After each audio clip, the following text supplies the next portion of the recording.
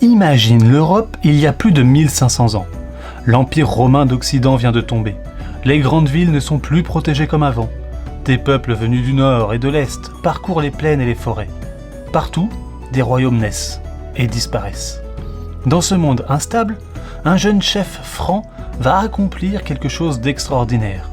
Il va unir des tribus guerrières et poser les premières pierres d'un royaume qui deviendra, bien plus tard, la France. Son nom, Clovis. Clovis naît vers 466, probablement dans la région de la Belgique actuelle. Il est le fils de Childéric Ier, roi des Francs saliens. Les Francs sont un peuple germanique installé au nord de la Gaule, l'ancienne France romaine. Ils sont courageux, redoutables au combat et très attachés à leur tradition. Dès son enfance, Clovis apprend à manier l'épée et la hache, à monter à cheval, à diriger des guerriers et à écouter les anciens chefs de tribu. Mais il apprend aussi quelque chose d'essentiel. Pour régner longtemps, il ne faut pas seulement être fort, il faut être habile et savoir rassembler. À la mort de son père, vers 481, Clovis a environ 15 ans. Et pourtant, il devient roi. Un très jeune roi, mais déjà ambitieux. À cette époque, la Gaule est divisée. Au nord, différents peuples francs. Au sud-ouest, les Visigoths. Et au sud-est, les Burgondes. Dans certaines villes, des chefs gallo-romains. Clovis veut plus qu'un petit territoire. Il veut unir les Francs et agrandir son royaume.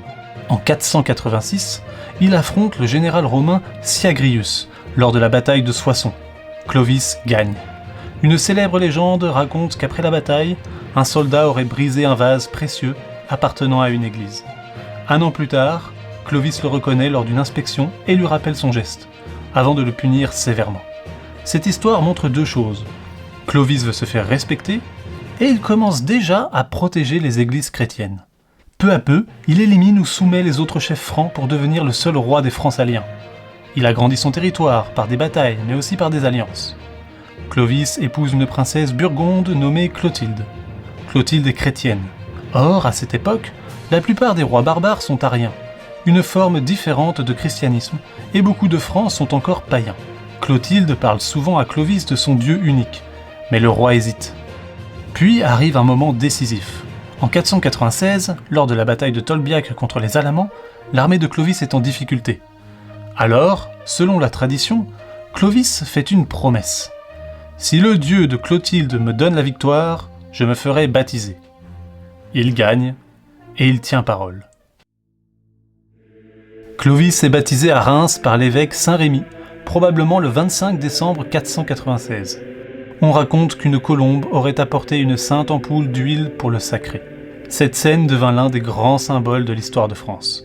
Ce baptême est important parce que Clovis adopte le christianisme catholique comme la majorité des habitants gallo-romains. Ainsi, il se rapproche de l'Église.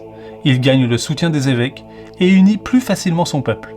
C'est un choix à la fois spirituel et politique. Son baptême marque le début d'une alliance durable entre la monarchie franque et l'Église. Clovis continue ses conquêtes.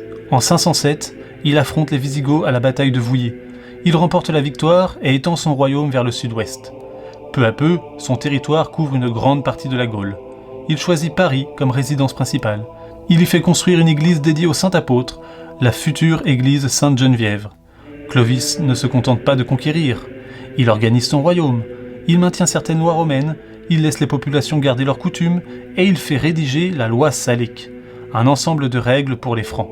Cette loi deviendra célèbre bien plus tard, car elle sera utilisée pour interdire aux femmes d'hériter du trône, entraînant la guerre de 100 ans contre les Anglais.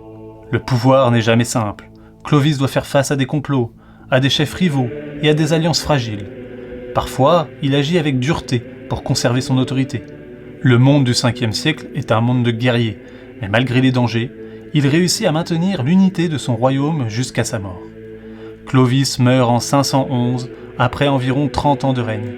Selon la tradition franque, son royaume est partagé entre ses fils, mais les bases sont posées.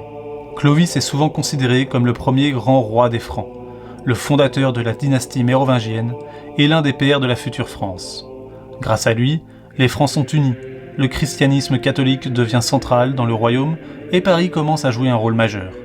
Son alliance avec l'Église influencera les rois pendant des siècles. Plus tard, les rois de France se souviendront de son baptême à Reims lors de leur propre sacre. Clovis nous apprend qu'un leader doit savoir rassembler.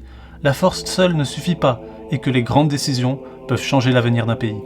Il vivait dans un monde de guerre et d'incertitude, mais il a su transformer un ensemble de tribus en un royaume organisé. Son histoire montre que parfois, un choix courageux, comme celui de son baptême, peut influencer des siècles d'histoire.